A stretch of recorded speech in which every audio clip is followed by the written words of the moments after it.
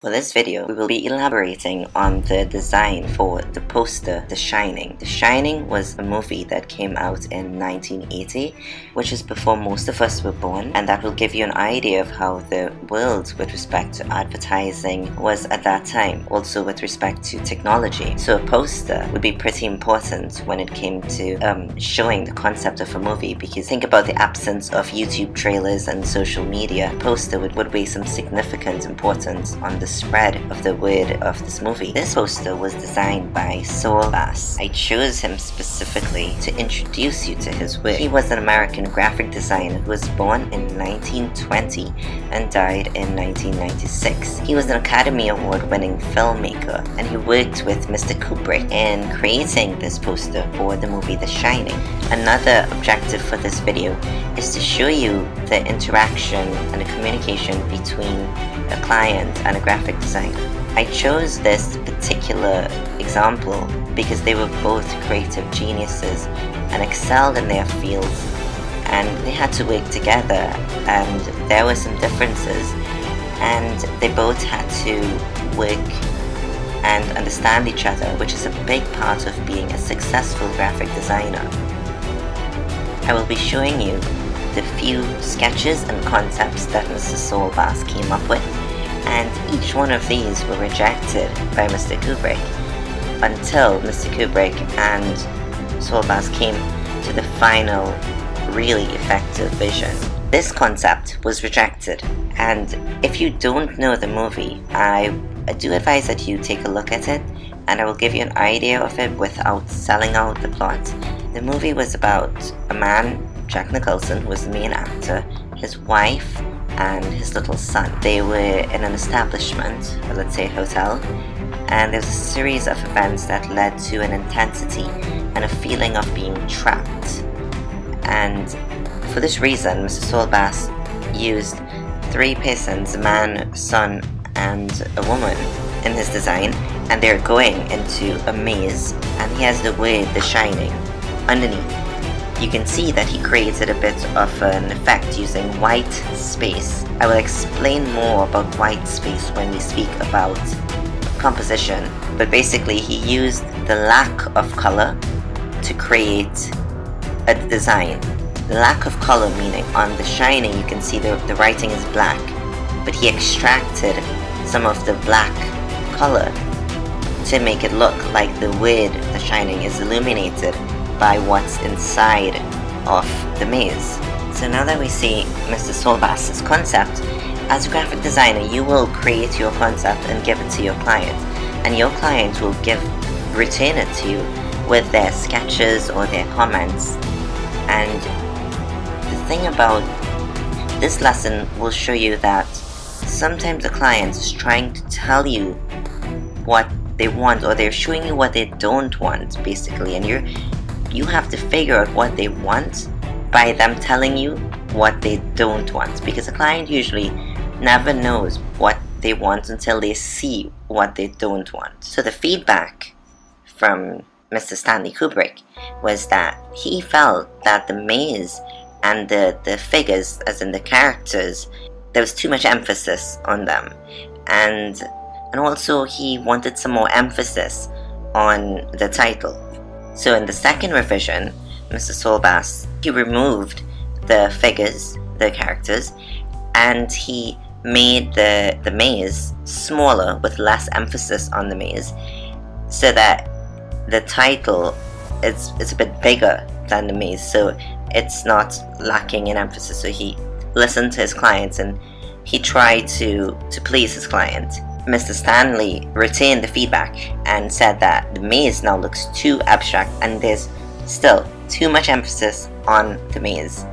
And again, Mr. Stanley wanted the title to seem larger, or to have the emphasis be on the title.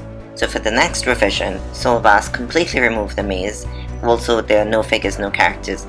Changed his concept, making the title The Shining larger than the illustration, and the illustration is smaller, so there's less emphasis on the illustration. He changed it to a hand and a bicycle. Again, he's using white space brilliantly, as there's no ink, no color around the fingers, and there's also no color on some parts of the letter. So that lack of color, lack of black, causes that effect.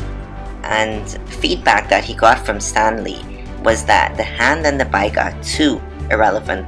He emphasized by underlining too.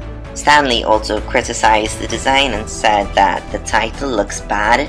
He says that the title looks bad as it's small, and he also further criticized the concept, saying that it looks like the ink did not take to part of the paper. So even though this concept of using the lack of color to create that shining effect or the illuminated effect could have been Saul Bass's key concept here, and idea that he saw the shining being. Stanley it didn't mesh with him. It just looked like something was missing to him. It's not printed properly, didn't create that effect to him. So let's go into redesigning again. So the irrelevant hand and bike was completely removed, and the illustration was changed and used the three main characters from the movie, the family. He created a much larger title at the bottom, and he removed the effect with the dots on the shining, so he has a solid white title with a black background, giving it that 3D effect. The comments by Stanley said that now this looks like a science fiction film. This is a horror film. It's an intense horror movie where Jack Nicholson, his role is very popular. If you look at it, you'll only remember Jack Nicholson for his role in The Shining. Now, even though the title was made larger, Stanley said, even though it's bigger, it's still hard to read. Now, remember when I said sometimes a client will keep telling you what they don't like or what they don't want, but they're not really telling you what they want? One thing you can try to do is go through your theory, your structured approach, to try to figure out what is my client saying. What does he want? Now, he keeps saying that he wants the title, the logo to be bigger, which is such a joke because in the graphic designer world, it's such a cliche to have a client constantly tell you, our logo is just not big enough. Trust me, there's so many instances where a client will never be satisfied. The logo must always be bigger. It's a joke that you will get eventually the more you interact with clients. Let's get back to the point. Stanley kept repeating a similar concept. If we look into it, he kept saying he wanted a title to have more emphasis. He wanted less emphasis on each illustration and each idea of the picture that Saul Bass came up with. He wanted the maze to be smaller or less emphasis on the characters. So you're thinking there, okay, I need to make the title more elaborate and stand out. I made it bigger, but he also didn't like it because he said it wasn't readable.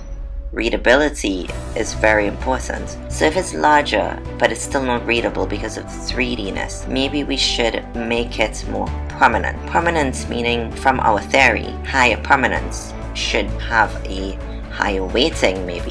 Higher weighting could make it bold and more powerful and significant and stand out there. So let's make this more prominent by increasing the width of the text. The client, Stanley, also kept complaining about the relevance of the illustrations. He just didn't see them as being relevant. And the movie, from what I remember, the movie was just the intensity of it, and the intensity of Jack Nicholson made that movie. So how am I going to communicate visually that emotion and that response onto you and create that impression that this is an intense, unsettling movie that is based on horror and suspense? You notice in that sentence I used so many of the words that we have been using from our theory previously. So to make this poster appear more unsettling, we can adjust the font to this version. So let's think about how we're going to make this look less sci-fi. One way to convey the unsettling feeling, for instance with a grunge effect or horror effect, would be to make it seem a bit scary, where you're not reassured. And some guidelines for that would be when you use a font that each character varies in size, it's inconsistent, there's lack of symmetry, and there's lack of balance. This is why I admire Saul Bass. He is brilliant. he was able to take the feedback from Stanley without losing the focus of the design. He used the feedback creatively and stuck to an effective design, because sometimes you can use the feedback from a client and make the effectiveness so much worse.